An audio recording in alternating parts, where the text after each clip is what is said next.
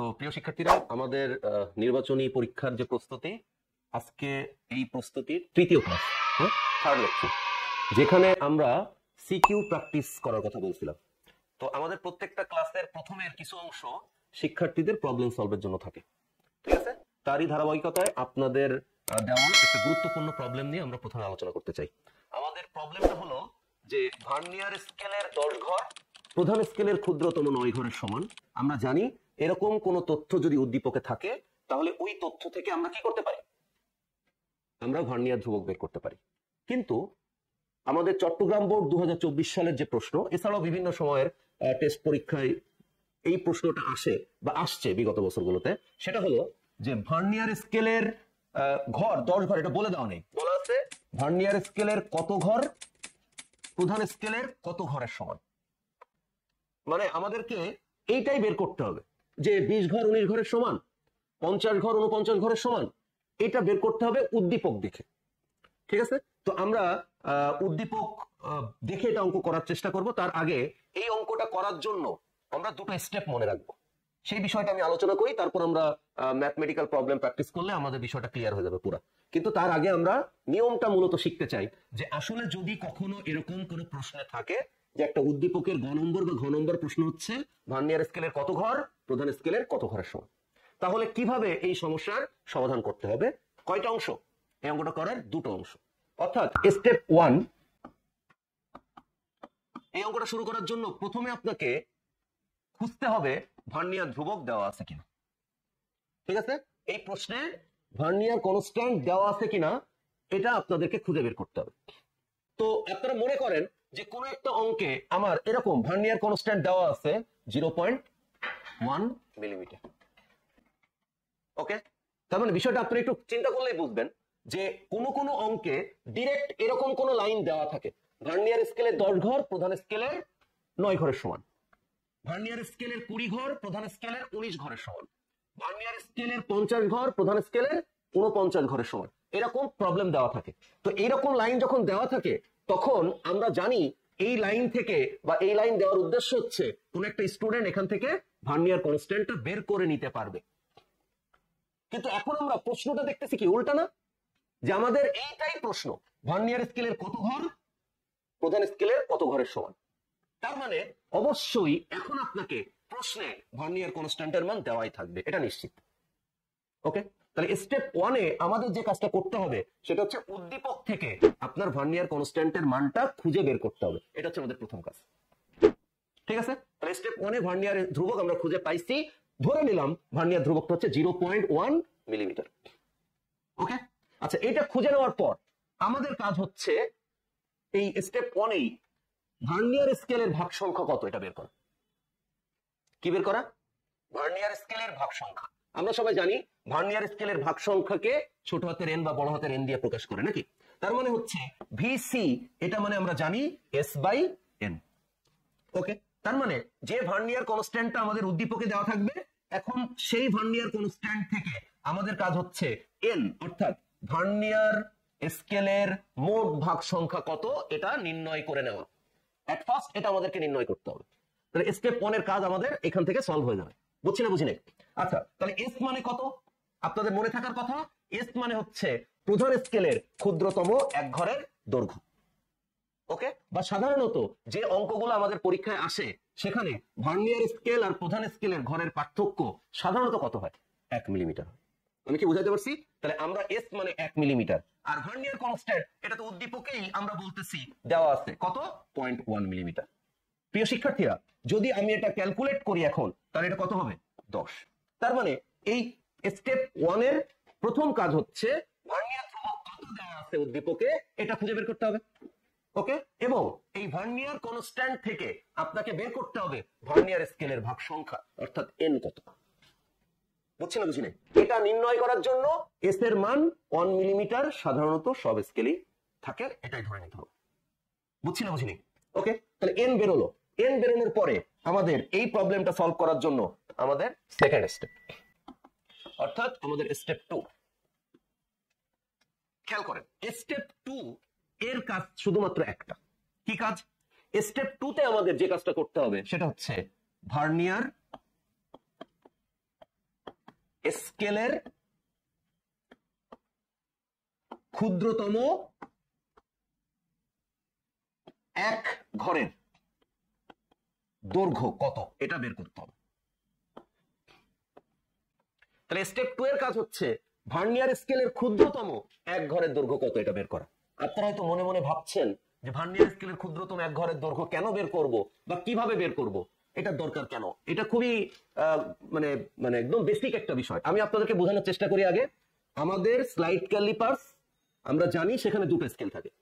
একটা স্কেল প্রধান স্কেল, প্রধান স্কেলের ক্ষুদ্রতম ঘর হলো 1 মিলিমিটার, এটা কিন্তু আমরা সবাই জানি, জানি কি জানি না। কিন্তু আমরা কিন্তু এইটা জানি যে প্রধান স্কেলের ক্ষুদ্রতম ঘরের থেকে ভার্নিয়ার স্কেলের ক্ষুদ্রতম ঘর কেমন হয়, কেমন হয়, ছোট হয়। কিন্তু ভার্নিয়ার স্কেলের ক্ষুদ্রতম ঘর কত এটা কিন্তু আমরা কখনো বলি না। বুঝেননি আমার কথা? আমরা যখন বারবার এই কথাটা বলি যে প্রধান স্কেলের ক্ষুদ্রতম ঘর 1 মিলিমিটার, আপনি কি কখনো বলেন ভার্নিয়ার স্কেলের ক্ষুদ্রতম ঘর এত মিলিমিটার? কিন্তু আমরা একটা কথা বলি, ভার্নিয়ার স্কেলের ক্ষুদ্রতম ঘর প্রধান স্কেলের ক্ষুদ্রতম ঘরের চেয়ে দৈর্ঘ্যে কেমন হয়, ছোট হয়। এটা আমরা সবাই বলি। বুঝছি না, বুঝি না? তো যদি এটা একটা ডেমো চিত্রের মাধ্যমে আমি বুঝাই তাহলে ঘটনাটা এরকম হবে। সে এটা যদি একটা প্রধান স্কেলের ক্ষুদ্রতম এক ঘর হয়, ঠিক আছে, আমি ধরে নিচ্ছি এটা মেইন স্কেলের ক্ষুদ্রতম এক ঘর, আমি ধরে নিচ্ছি এটা মেইন স্কেলের ক্ষুদ্রতম এক ঘর। ওকে, এই মেইন স্কেলের ক্ষুদ্রতম এক ঘর এটা কত মিলিমিটার? আমরা সবাই জানি এটা 1 মিলিমিটার। ওকে, আচ্ছা 1 মিলিমিটার।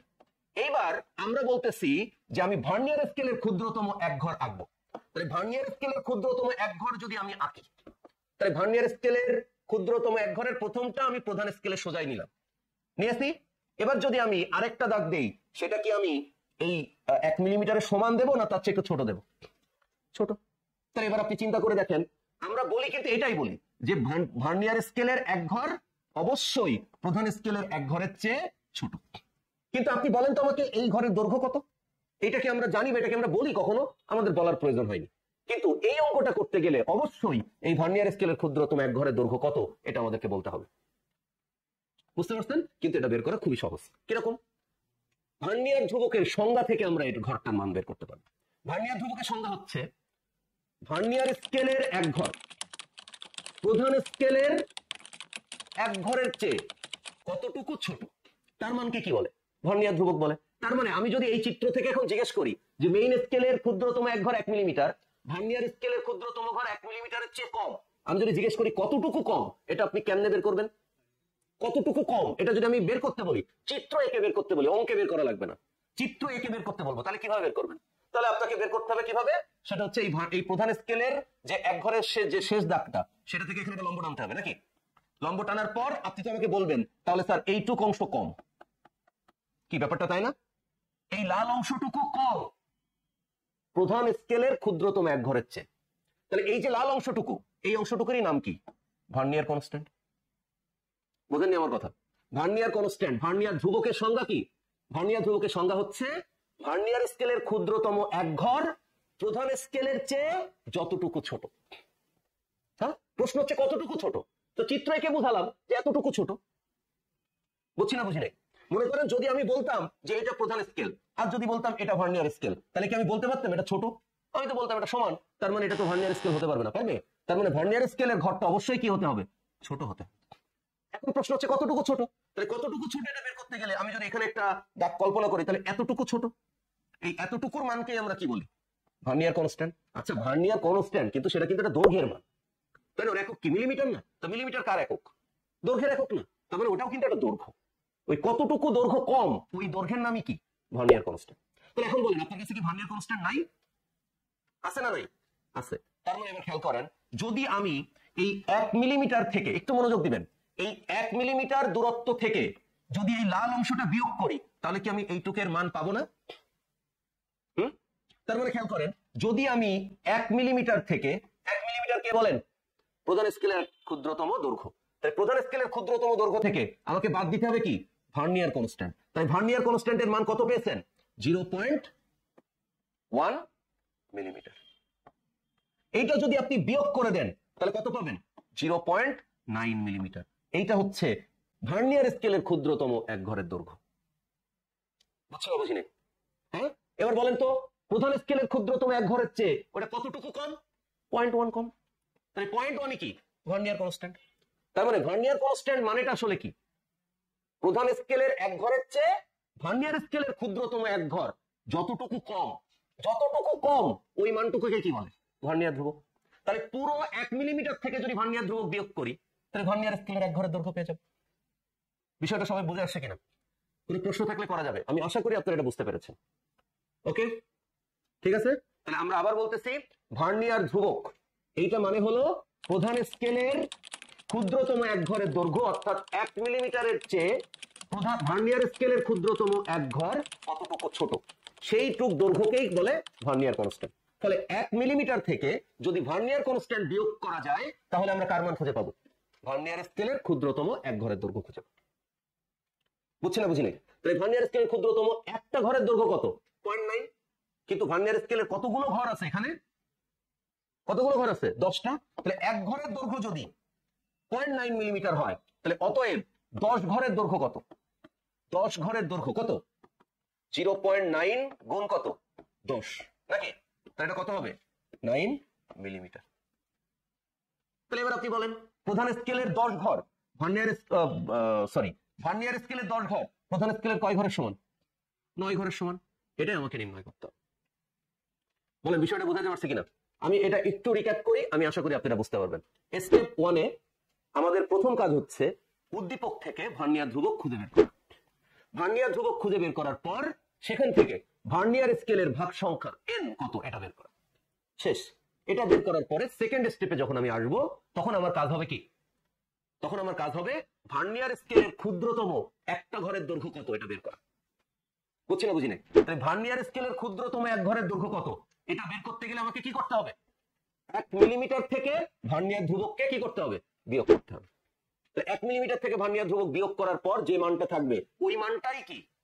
ভার্নিয়ার স্কেলের ক্ষুদ্রতম এক ঘরের দৈর্ঘ্য।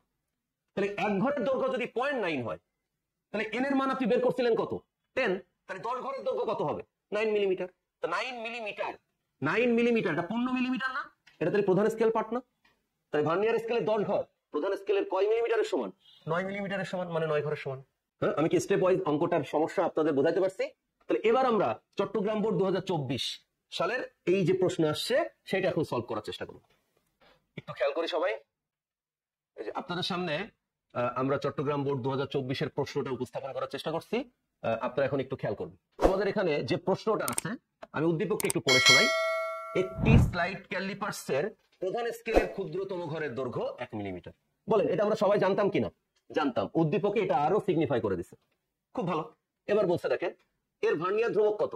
0.05 সেন্টিমিটার। তাহলে এর গদাগের অঙ্কটা করার জন্য আমার তো আর উদ্দীপক পড়ার দরকার নেই। দেখেন গদাগের প্রশ্নটা।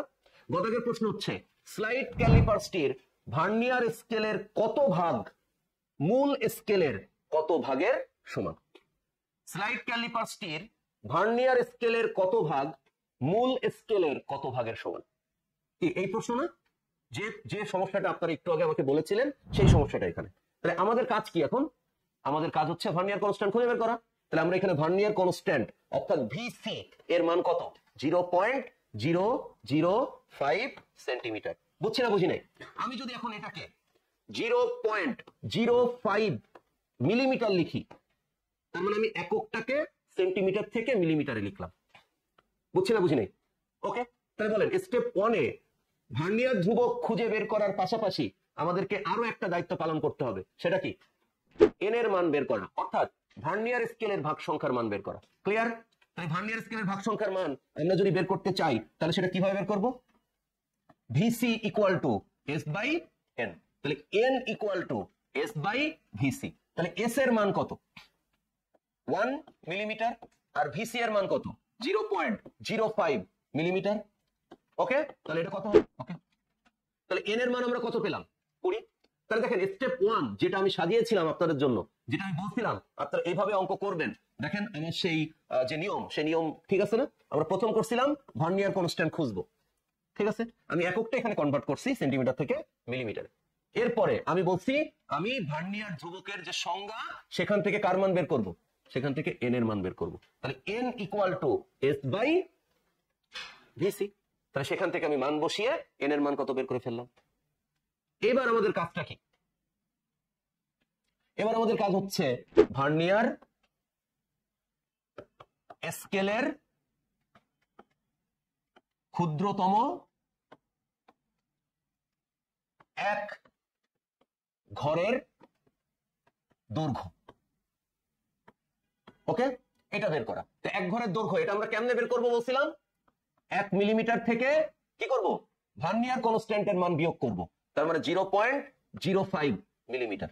এটা যদি আমি বিয়োগ করি তাহলে আমি এটা পাবো হচ্ছে 0.95 মিলিমিটার। এইটা হচ্ছে আমাদের ভার্নিয়ার স্কেলের ক্ষুদ্রতম এক ঘরের দৈর্ঘ্য। তাহলে 1 মিলিমিটার থেকে যদি আমি কি করতে পারি? ভার্নিয়ার ধ্রুবকটা বিয়োগ করতে পারি, তাহলে ভার্নিয়ার স্কেলের ক্ষুদ্রতম এক ঘরের দৈর্ঘ্য পাওয়া যাবে। বলেন বুঝাইতে পারছি কিনা? মনে থাকবে? ঠিক আছে, তাহলে এটা কত ঘরের দৈর্ঘ্য? কথা বলেন, এটা এক ঘরের দৈর্ঘ্য। তাহলে অতএব ভার্নিয়ার স্কেলের কত ঘর পেয়েছেন আপনি এখানে? 20। তাহলে এখন 20 ঘরের দৈর্ঘ্য কত? 20 ঘরের দৈর্ঘ্য। তাহলে এক ঘরের দৈর্ঘ্য যদি 0.95 হয়, তাহলে 20 ঘরের দৈর্ঘ্য হবে 20 ইন্টু 0.95। তাহলে 20 ইন্টু 0.95 যদি আপনি বলেন তাহলে এটা কত হবে? 19 মিলিমিটার। তাহলে আপনারা বলতে পারেন ভার্নিয়ার স্কেলের 20 ঘর প্রধান স্কেলের কত ঘরের সমান? 19 ঘরের সমান। এখন আপনাদের মনে মনে হয়তো অনেকের কনফিউশন হচ্ছে যে স্যার এখানে 19 মিলিমিটার পাইছি, এটাকে আপনি বারবার প্রধান স্কেল ঘর কি করে বুঝছেন? কারণ প্রধান স্কেলের প্রত্যেকটা ছোট ছোট ঘর কত? 1 মিলিমিটার। তার মানে ওইটা মিলিমিটার মানে পূর্ণ মিলিমিটার হলে সেটা কি হবে? প্রধান স্কেলের পার্ট হবে। তাহলে ভার্নিয়ার স্কেলের 20 ঘর প্রধান স্কেলের কত ঘরের সমান? 19 ঘরের সমান। যদি আপনি অঙ্কের নিয়মগুলো মনে রাখেন, হ্যাঁ, তাহলে আপনার পরীক্ষার হলে অঙ্ক করতে সুবিধা হবে। আচ্ছা, তাহলে আমরা এই অঙ্কটার ঘ নম্বর অঙ্কটা এখন শিখতে চাই। ঠিক আছে, যদি আপনাদের এই যে প্রবলেমটা আপনারা বলছিলেন, যদি কোনো সমস্যা থাকে, কোনো প্রশ্ন থাকে, আপনারা করতে পারেন। স্টেপ 1, ভার্নিয়ার ধ্রুবক খুঁজতে হবে। ভার্নিয়ার ধ্রুবক খোঁজার পর সেখান থেকে এন এর মান বের করতে হবে। এর পরবর্তী অংশে স্টেপ 2 তে গিয়ে ভার্নিয়ার স্কেলের ক্ষুদ্রতম একটি ঘরের দৈর্ঘ্য কতটুকু এটা বের করতে হবে। এটা বের করার নিয়ম কি? 1 মিলিমিটার থেকে ভার্নিয়ার ধ্রুবক বিয়োগ করতে হবে। তাহলে এক ঘরের দৈর্ঘ্য যা হবে 20 ঘর, 10 ঘর, 50 ঘর, সেটার সাথে গুণ করলে পাওয়া যাবে। শেষ। বুঝছি ঘ দাগের প্রশ্নে কি বলতে চাইছে, এটা আমরা একটু সলভ করে আসি। খেয়াল করেন, আমাদের এখানে উদ্দীপকটা হলো ভার্নিয়ার ধ্রুবক পর্যন্ত আমরা গত প্রশ্নে পড়ে ফেলছিলাম। এরপরে বলছে সমান পুরুত্বের ঘনক আকৃতির একটি লোহার ফাঁপা বাক্সের বাইরের ও ভেতরের দৈর্ঘ্য যথাক্রমে L1 ও L2। তার মানে আমাদের কাছে একটা বাক্স আছে, লোহার তৈরি বাক্স আছে, যার বাইরের এবং ভেতরের দৈর্ঘ্য বলে দেওয়া আছে। ওকে, এবং বাক্সটা কোন আকৃতির? ঘনক আকৃতির। আচ্ছা, এবার বলছে যে এই যে দৈর্ঘ্য L1 আর L2, এই দৈর্ঘ্যটা আমরা পরিমাপ করব কার সাহায্যে? স্লাইড ক্যালিপার্সের সাহায্যে। তাহলে পরিমাপ করতে গেলে আমার কি কি লাগবে? প্রধান স্কেল পার্ট আর ভার্নিয়ার সমপাতন। ভার্নিয়ার কনস্ট্যান্ট ভিসি তো আমার আগেই দেওয়া আছে, আছে না?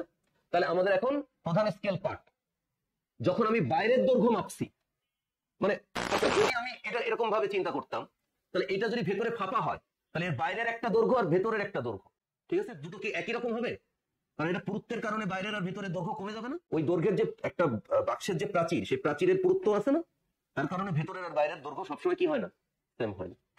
মানে সেম হইতে গেলে একদম পুরো পাতলা, কোনো পুরুত্ব না, এরকম চিন্তা করতে হবে। ঠিক আছে, তো যাই হোক, তাহলে আমরা এখানে বুঝতে পারছি প্রধান স্কেল পার্ট এবং ভার্নিয়ার সমপাতন দেওয়া আছে ভেতরের দৈর্ঘ্য এবং বাইরের দৈর্ঘ্য দুটোই মাপার জন্য। ওকে, শেষ, সমস্যা নেই। প্রশ্ন কি? প্রশ্ন হচ্ছে, এটা বলে দিচ্ছে প্রশ্নে, 1 ঘন সেন্টিমিটার লোহার ভর 7.2 গ্রাম। ওকে, ফাইন। এবার বলছে বাক্সের লোহার ভর 2 কেজি হবে কিনা। তার মানে বাক্সটার ভর 0.2 কেজি হবে কিনা, এরকম একটা প্রশ্ন বলছে। মানে বাক্সটা মানে কোনটুকু বলেন তো? ওই বাইরের প্রাচীরের দৈর্ঘ্য বা আয়তন আর ভেতরের আয়তন বাদ দিয়ে যতটুকু অংশ থাকবে, ওই নিরেট বাক্সটার ভর 2 কেজি হবে কিনা, এটা হচ্ছে প্রশ্ন করছে। ওকে, তো দেখি আমরা এটা বের করতে পারি কিনা, চেষ্টা করা যাক। তাহলে আমরা এই অঙ্কটা করার জন্য প্রথমে কি করব? প্রথমে আমরা বাক্সের বাইরের দৈর্ঘ্য এটা নির্ণয় করব। তো বাইরের দৈর্ঘ্য তো বলে দিছে L1, তাহলে M প্লাস ভি ইন্টু কি? ভিসি। তাহলে M কত? 80 মিলিমিটার দেওয়া আছে। ওকে, ভি কত 9 এটা বলা আছে, ইনটু মনে রাখবেন ইনটু ভিসি কত 0.05। আমাদের এখানে ভিসি এটা 0.005 সেন্টিমিটার আছে, কেমন? কিন্তু আমাদের প্রধান স্কেল পার্ট এটা মিলিমিটার দেশে বলে আমি টোটালটাকে মিলিমিটারে করে রাখছি। ওকে, তাহলে বলেন তো এটার উত্তর এখন কত হবে? 80.45 মিলিমিটার। ক্লিয়ার? ওকে, আচ্ছা আমি এখন যদি বাক্সের বাইরের আয়তন বের করতে চাই, বাইরের আয়তন কত, তাহলে বের করতে পারবো না? তাহলে আয়তন বের করতে গেলে সেটা V1 হবে। আর বাক্সটা কি আকৃতির? ঘনক আকৃতির। তাহলে একটা ঘনকের আয়তনের সূত্র কি? ওর দৈর্ঘ্যের ঘন। তার মানে আমরা এখন এটাকে কি করব? 8045 এইটার ঘন। এটার ঘন যদি করি তাহলে এটার উত্তর কত আসে আমরা একটু খেয়াল করি। তাহলে 80.45 এইটার ঘন করতে হবে। তাহলে এটার ঘন করলে উত্তর আসে 520,688.6911 মিলিমিটার কিউব। এইটা আসে তার উত্তর। এটা আমি কি করছি বলেন তো? ওই ঘনকটার বাইরের আয়তন বের করছি। ক্লিয়ার? মনে থাকবে? আচ্ছা এবার খেয়াল করেন, তাহলে আমরা এখন বাক্সের ভেতরের দৈর্ঘ্য, বাক্সের ভেতরের দৈর্ঘ্য সেটা আমাদের কত দেওয়া আছে? L2। তাহলে L2 আবার ইকুয়াল টু কি হবে? M plus V into VC. তাহলে M কত আছে? 60, V কত আছে? 6, ভিসি কত আছে? 0.05। আমি ভার্নিয়ার ধ্রুবক সেন্টিমিটারে ছিল, ওটাকে কিসে লিখছি? মিলিমিটার। তাহলে আমাদের L2 অর্থাৎ ভেতরের দৈর্ঘ্য কত পেয়েছি? 60.3 মিলিমিটার। তাহলে এখন আমি কি বের করব?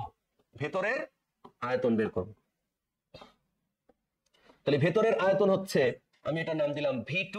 তাহলে V2 মানে হচ্ছে L2 এর ঘন।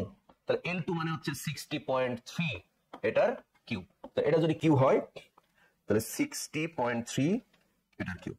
তো এটা হচ্ছে 219,256,227। তাহলে এইটা ঘনমিটার, মিলিমিটার, ঘন মিলিমিটার, এটা হচ্ছে আয়তন। তাহলে এবার বলেন তো বাক্সটির বাইরের আয়তন আমার কাছে আছে, বাক্সটির ভেতরের আয়তন আমার কাছে আছে, তার মানে বাক্সটির নিরেট অংশের আয়তন কত এটা আমরা পাবো না এখন। ওকে, তাহলে আমরা কি লিখবো এখন? বাক্সটির আয়তন। তাহলে এটা যদি আমি লিখি এখন, তাহলে V ইকুয়াল টু কি হবে? V1 minus V2। তাহলে V1 এটা মানে হচ্ছে 520,688.6911 মাইনাস 219,256.227। এইটা হচ্ছে আমাদের আয়তন। তবে এটা কোন অংশের আয়তন বলেন তো? মানে বাক্সটির নিরেট অংশের আয়তন। ঠিক আছে? আচ্ছা যদি আমি এখন এটা বিয়োগ করি, 520,688.6911 বিয়োগ অ্যান্সার 520,688.6911 মাইনাস 219,256.227। এটার উত্তর কত আসতেছে তাহলে? 301,432,4641 মিলিমিটার কিউব। ওকে, হ্যাঁ এটা হচ্ছে বাক্সটির আয়তন। বাক্সটির কোন অংশের আয়তন? এটা বাক্সটির নিরেট অংশের আয়তন। ওকে, আমাদের উদ্দীপকের প্রশ্নে একটা জিনিস বলে দেওয়া আছে, আপনি একটু খেয়াল করলে দেখতে পাবেন। সেটা কি বলেন? যে 1 ঘন সেন্টিমিটার লোহার ভর দেওয়া আছে। ওকে, তার মানে এই আয়তনটাকে এখন আমরা কি করব? এই আয়তনটাকে আমরা সেন্টিমিটার কিউব বানাবো। তাহলে মিলিমিটার কিউব থেকে সেন্টিমিটার কিউবে যাওয়া এটা খুবই সহজ একটা কাজ। কি করতে হবে? 1000 দিয়ে ভাগ করতে হবে। যদি আমি এটাকে 1000 দিয়ে ভাগ করি তাহলে 301 403 2 4 6 4 1 কি আসবে? এককটা তখন সেন্টিমিটার কিউবে চলে আসবে। ঠিক আছে, পরীক্ষার সময় আমরা দশমিকের পরে 2 ঘর পর্যন্ত রাখলেই হবে। ওকে, তাহলে প্রিয় শিক্ষার্থীরা আমরা কিন্তু এখন বাক্সটির নিরেট অংশের আয়তন জানি। ওকে, তাহলে এখন আমাকে ওরা কি বলছে, কি নির্ণয় করতে বলছে, এটা যদি আমরা একটু খেয়াল করি তাহলে আমরা দেখব যে 1 ঘন সেমি লোহার ভর কত? 7.2 গ্রাম। জি দিয়ে লিখলাম। কিন্তু আসলে আমাদের কাছে যে লোহাটা এখন আমরা পেয়েছি তার আয়তন কি 1, তার আয়তন কত? 301.43 নাকি? তাহলে তার ভর কত হবে? তাহলে তার ভর হবে 7.2 ইন্টু 301.43 কেজি। বুঝছি না বুঝি নাই? মানে ঠিক এরকম যে একটা ডিমের দাম 10 টাকা, তো 5টা ডিমের দাম কত? বুঝতে পারছেন? তাহলে একক আয়তনের যদি ভর 7.2 হয় তাহলে এত আয়তনের ভরের জন্য কত হবে? বুঝতে পারছেন? তাহলে এত আয়তনের ভরের জন্য কত? 7.2 ইন্টু 301.43। ওকে, তাহলে এটার উত্তর আসে হচ্ছে 2170269 গ্রাম। ওকে, উত্তর কিন্তু আমাদের বের হয়ে গেছে। আমাদেরকে তাই বের করতে বলেছিল লোহার ভর, কিন্তু আমরা হতাশ হইলাম যখন একক দেখলাম 2 কেজি। তাহলে এই গ্রামকে এখন আমাকে কি করতে হবে? গ্রামকে আমার কেজি বানাইতে হবে। তা আমরা জানি 1000 গ্রামে 1 কেজি, তাহলে এটাকে আমার 1000 দিয়ে ভাগ করলেই হয়ে যাবে। এটাকে যদি আমি 1000 দিয়ে ভাগ করি তাহলে 2.17 কেজি আসবে। তাহলে আমাদের বলছে লোহার ভর 2 কেজি হবে কিনা? আমরা দেখতে পাচ্ছি লোহার ভর 2.17 কেজি হচ্ছে, তার মানে 2 কেজি হতে পারবে।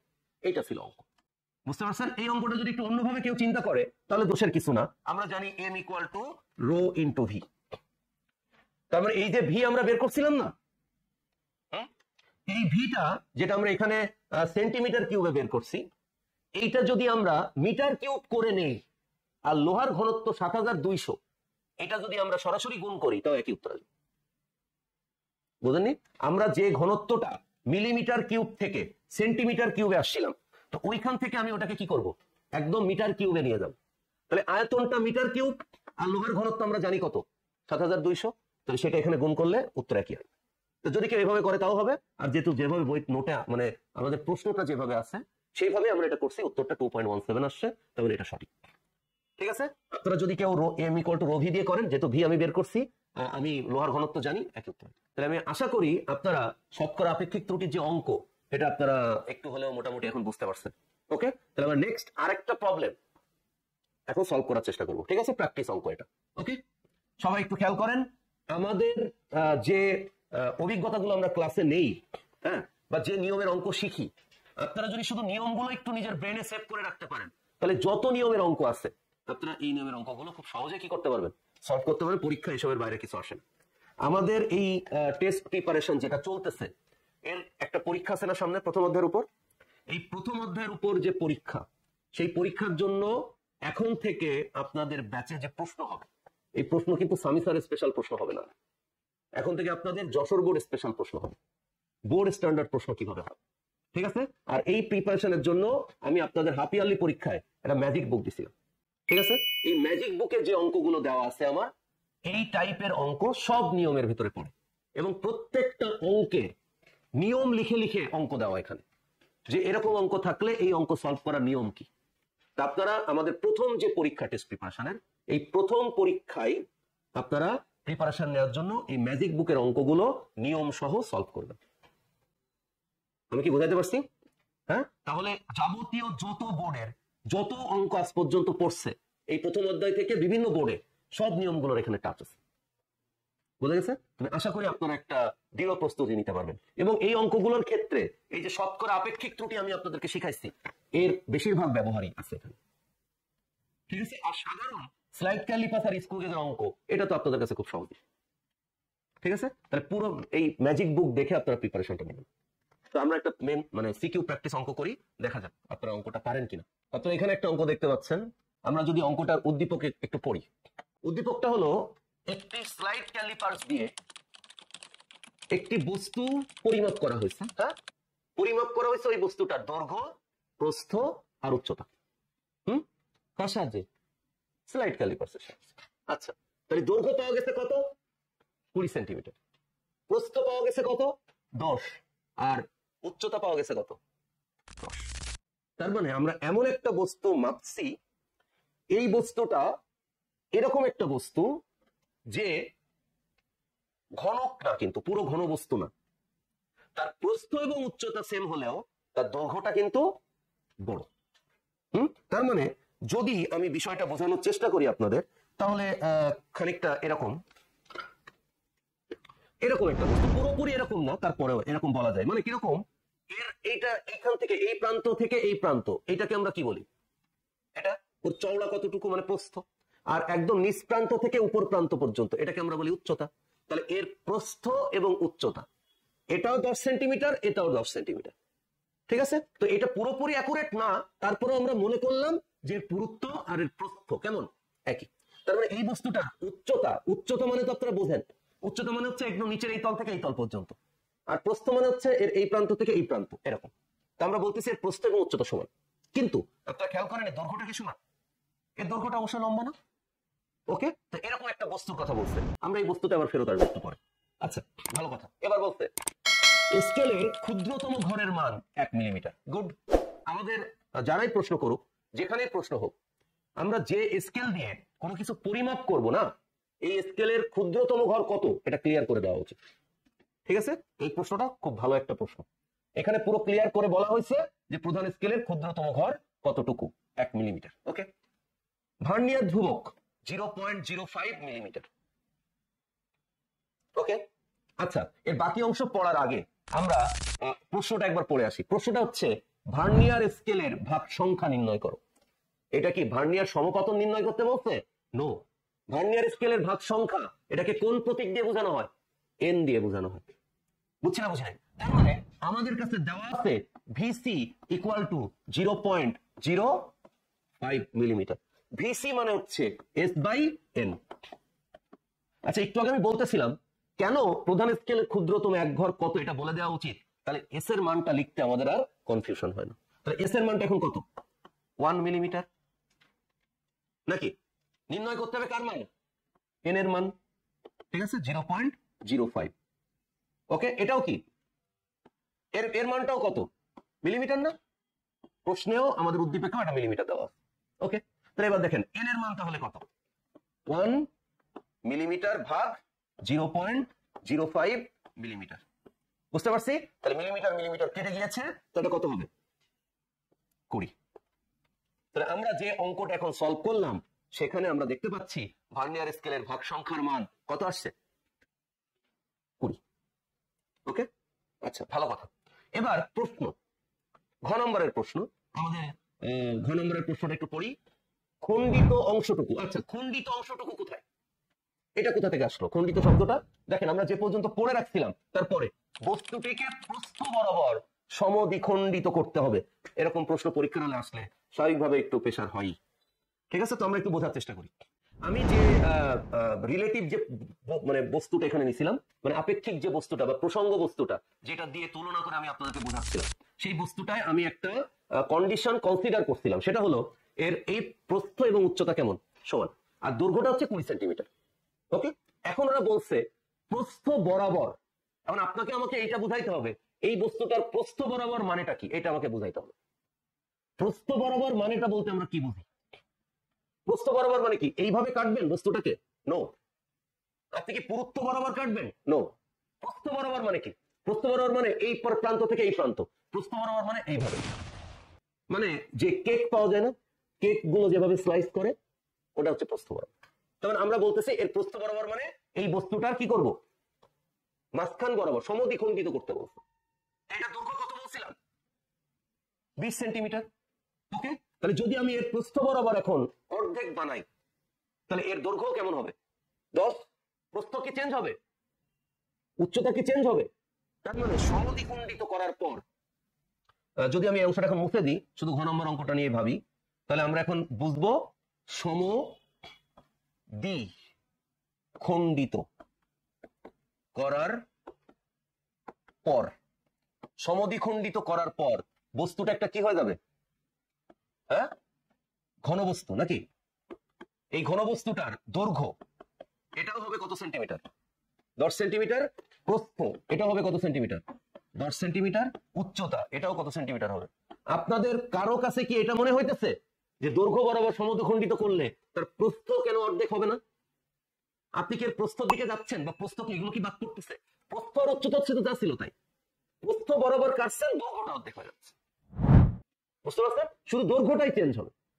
আর যখন কোন একটা বস্তুর দৈর্ঘ্য প্রস্থ ত্রিমাত্রিক বস্তুর উচ্চতা সেম হয়, তখন আমরা তাকে ঘনবস্তু বা ঘনক বলি। বুঝছি না বুঝি নাই?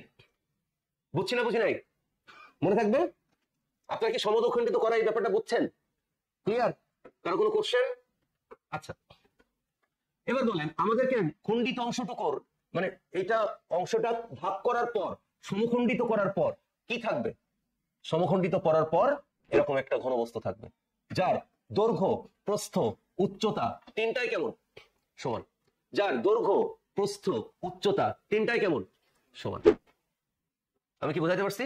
তাহলে সেই খণ্ডিত অংশটুকুর আয়তন পরিমাপের আপেক্ষিক ত্রুটি বের করতে হবে। তাহলে এবার বলেন এর আয়তন কত? V equal to L cross B cross H. এখন যেটার মান সমান, আপনি এখানে কি লিখতে পারেন? এল কিউ লিখলে হয়ে যেত। তাহলে এটা কত আসবে? 1000 সেন্টিমিটার কিউব। হয়ে গেল। এবার দেখেন এখানে আরেকটা প্রশ্ন আছে, খণ্ডিত অংশটুকু দৈর্ঘ্য পরিমাপে। তাহলে এখানে দৈর্ঘ্য পরিমাপে এটা বলতে কি বোঝাইছে বলেন? দৈর্ঘ্য হতে পারে, প্রস্থ হতে পারে, তার সাথে সাথে কি হতে পারে? উচ্চতাও হতে পারে। এই পরিমাপে 5% আপেক্ষিক ত্রুটি পাওয়া গেল। তার মানে আপনারা কি এখন বুঝতে পারছেন স্টেপ 2 তে আমরা যে সম্ভাব্য ত্রুটিটা বের করি, এখন সেই অংশ এইভাবে করতে হবে না? তাহলে অতএব সম্ভাব্য ত্রুটি। আচ্ছা বলেন তো এই সম্ভাব্য ত্রুটিটা কোন রাশি নির্ণয় করার সময় পাওয়া যাবে? দৈর্ঘ্য বা ব্যাস। ওকে, তাই সম্ভাব্য ত্রুটিটা কি হবে? দৈর্ঘ্যের জন্য যদি আমি বলি তাহলে 10 প্লাস মাইনাস 10 ইন্টু কত পার্সেন্ট? 5%। বুঝছি? তার মানে 10 প্লাস মাইনাস 0.5 কত সেন্টিমিটার। বুঝি নাই? ওকে, মনে নেই? সম্ভাব্য ত্রুটি বের করতে গেলে যখন পার্সেন্টেজ দেওয়া থাকে তখন পরিমাপকৃত মানের শতকরা বের করতে হবে। আচ্ছা যদি অনুরূপ ভাবে আমরা বি এর কথা বলি, তাহলে বি এর দৈর্ঘ্য তো 10, তা এটাও কি হবে? Plus minus 0.5 centimetre. বুঝি নাই? তাহলে উচ্চতার মানও কেমন? সেম। তাহলে 10 প্লাস মাইনাস 0.5 সেন্টিমিটার। আচ্ছা সম্ভাব্য ত্রুটি এই শেপে লেখার পর, সম্ভাব্য ত্রুটিটা এই শেপে লেখার পর কি করতে হয় আমাদের? মনে আছে? ম্যাক্সিমাম আর মিনিমাম মান বের করতে হয়। আচ্ছা এবার আপনারা বলেন পরীক্ষা যখন আমরা অঙ্ক করব তখন আমাদের কি মিনিমাম মানটা নেওয়া লাগে? তাই এই অঙ্কটা একটু সংক্ষেপ করার জন্য আমি শুধুমাত্র ম্যাক্সিমাম মানটাই বের করতেছি। ওকে, তাহলে আমরা এখন বের করব হচ্ছে সর্বোচ্চ মান। সর্বোচ্চ মান নিয়ে। ওকে, তাহলে সর্বোচ্চ মান এল, তাহলে সেটা কত হবে? 10.5 সেন্টিমিটার। সর্বোচ্চ মান প্রস্থ কত হবে? 10.5 সেন্টিমিটার। সর্বোচ্চ মান উচ্চতা কত হবে? 10.5 সেন্টিমিটার। বুঝি নাই? তাহলে বলেন তো সর্বোচ্চ আয়তন কত হবে? ভি ম্যাক্সিমাম কত হবে? 10.5 এর হোল কিউব। মনে থাকবে? তাহলে এটা হবে কত? 1157.625 কত? ওকে, তাহলে আমরা দেখেন আয়তন পরিমাপের আপেক্ষিক ত্রুটি বের করার জন্য পরিমাপকৃত আয়তনের মান পেয়ে গেছি এবং ত্রুটি সহ সর্বোচ্চ আয়তনের মান পেয়ে গেছি। ওকে, এখন আমাদের কাজ কি? শতকরা আপেক্ষিক ত্রুটি বের করা। স্টেপ 4। স্টেপ 4 এ কি আছে বলেন? কথা বলেন। স্টেপ 4 এ আমাকে ত্রুটি বের করতে হবে, ওটাকে আমি ই দিয়ে লিখলাম আর কি সংক্ষেপ করার জন্য। তাহলে এটা ইকুয়াল টু কি করতে হবে? চূড়ান্ত ত্রুটি ভাগ পরিমাপকৃত মান। এখন আপনাদের কি মনে আছে চূড়ান্ত ত্রুটি কেমনে বের করতে হয়? হ্যাঁ, সর্বোচ্চ মান থেকে পরিমাপকৃত মান বিয়োগ দিতে হয়। তাই সর্বোচ্চ মান কত? 1157.625 আর পরিমাপ মান কত? 1000। মনে থাকবে? আর পরিমাপকৃত মান নিচে তো 1000 বসবে, তার সাথে এখন কি বসবে? 100%। বুঝে গেছি? তাহলে এটা আসবে কত? 15.76%। এটা হচ্ছে আয়তন পরিমাপের ত্রুটি। তাহলে এটা একদম নর্মাল কেস। যদি দৈর্ঘ্য পরিমাপে 5 হয় তাহলে আয়তন তার প্রায় 3 গুণ হবে, 3 গুণের সামান্য বেশি। বুঝছি না বুঝিনি? তাহলে আমরা শতকরা আপেক্ষিক ত্রুটি অঙ্ক এটা বিভিন্ন টাইপের দেওয়া থাকে, কিন্তু পুরো নিয়মগুলো একই। যে যাই বের করতে বলুক না কেন, যেভাবেই অঙ্ক থাকুক না কেন, আপনাকে স্টেপ 1 কি করতে হবে? ত্রুটি বাদে দৈর্ঘ্য, ক্ষেত্রফল, আয়তন যে কোনো কিছু একটা বের করতে হবে। তারপরে সম্ভাব্য ত্রুটি বের করে সেখান থেকে যদি দৈর্ঘ্য বা ক্ষেত্রফল বা আয়তন বের করা লাগে, তারপরে তার সর্বোচ্চ সর্বনিম্ন মান, সর্বোচ্চ মানটা ব্যবহার করে শতকরা আপেক্ষিক ত্রুটি বের করতে হবে। মনে থাকবে? হ্যাঁ, আমি আশা করি আপনাদের যে ম্যাজিক বুকের অঙ্কগুলো এখন প্র্যাকটিস করলে আপনাদের প্রথম অধ্যায়ে সম্ভাব্য যে যত প্রকার নিয়মের অঙ্ক আছে সেগুলো আপনাদের সলভ হয়ে যাবে ইনশাআল্লাহ। ঠিক আছে? তো আমরা সবাই বাসায় অঙ্কগুলো প্র্যাকটিস করব। সবাই ভালো থাকবেন, সুস্থ থাকবেন। আল্লাহ হাফেজ।